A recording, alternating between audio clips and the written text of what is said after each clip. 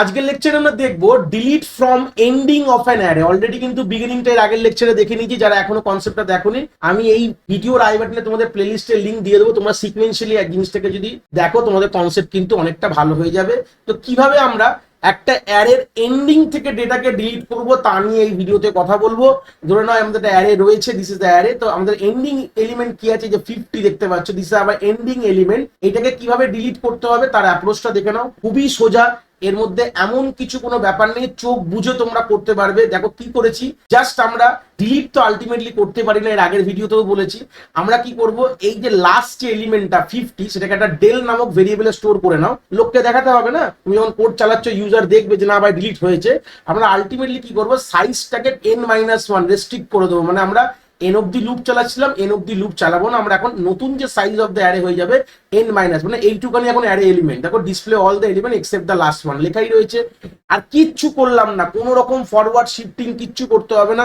লাস্টের এলিমেন্ট তো অসুবিধা নেই, আমাদের অ্যাক্সেসটা একটা কমিয়ে দিলেই তো হয়ে গেল, আর তো কোনো ব্যাপার নেই। দেখো আমরা এটা করতে গেলে আমাদের সময় কত লাগে, অর্ডার অফ 1 টাইম লাগে। একদম কোনো ব্যাপারই নেই, কিছুই করছি না আমরা।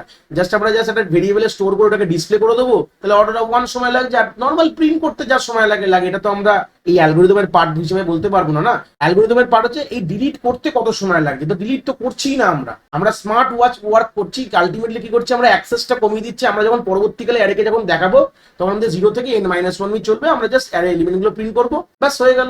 এখান থেকে যদি তুমি নর্মাল ভাবো যে এই যে প্রিন্টিং যদি করছি, প্রিন্টিংটা আমরা অ্যাকচুয়ালি ধরি না। যদি প্রিন্টিংটা যদি ধরি তাহলে হয়ে যাবে অর্ডার অফ n হয়ে যাবে, বাট আমরা কিন্তু প্রিন্টিংটা কিন্তু এই পার্টে ধরি না। তো শুধু যদি ডিলিট করার আমাদের টাইম কমপ্লেক্সিটি হচ্ছে অর্ডার অফ 1। আর আমাদের যে যদি প্রিন্টটাও ধরিনি, মানে প্রিন্টিং প্রসেসটাও যদি 0 থেকে n-1 অব্দি হচ্ছে, দেখো order of n-1 plus order of 1, যেটা অ্যাপ্রোপ্রিয়েটলি তুমি বলতে পারো, যেটা তোমার অর্ডার অফ n-1, যেটা অর্ডার অফ nও বলতে পারো আমরা কথা।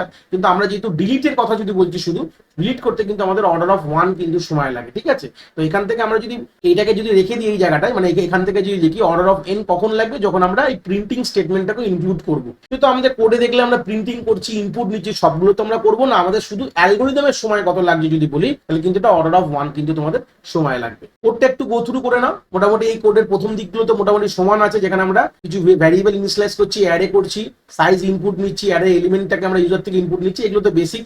এখানে ডিসপ্লে করছি, তো ডিসপ্লে তো দুবার করবো আমরা। তো দুবার কি ধরবো, আমাদের আলটিমেটলি ডিলিট করতে কত সময়, তো ডিলিট তো কিছু করছি না এখানে। জাস্ট আমাদের n-1 যে এলিমেন্টটা, n যদি সাইজ অফ দ্য অ্যারে হয় তাহলে ইন্ডেক্স হবে n-1 অব্দি। তো n-1 এলিমেন্টটা ডেল এলিমেন্টে এলে রেখেছি। তারপর আমরা সিম্পল প্রিন্ট করে বলে দিচ্ছি যে ভাই আমরা ডিলিট করেছি। তারপর আমরা যখন ডিসপ্লে করছি অ্যারেটাকে আফটার ডিলিশন, তখন আমরা 0 থেকে n-1 জাস্ট আমরা রেস্ট্রিক্ট করছি সাইজটাকে, ব্যাস এইটুকুই লোক ভাবছে যে আমাদের কিন্তু ডিলিট হয়ে যাচ্ছে। তো ultimately this the logic how to delete the end element, মানে শেষের এলিমেন্টটা কিভাবে ডিলিট করবো তার আইডিয়া কিন্তু এখান থেকে আমরা সুন্দর করে বুঝলাম। আশা করি কনসেপ্ট তোমরা এখান থেকে খুব ভালো করে বুঝতে পেরেছো।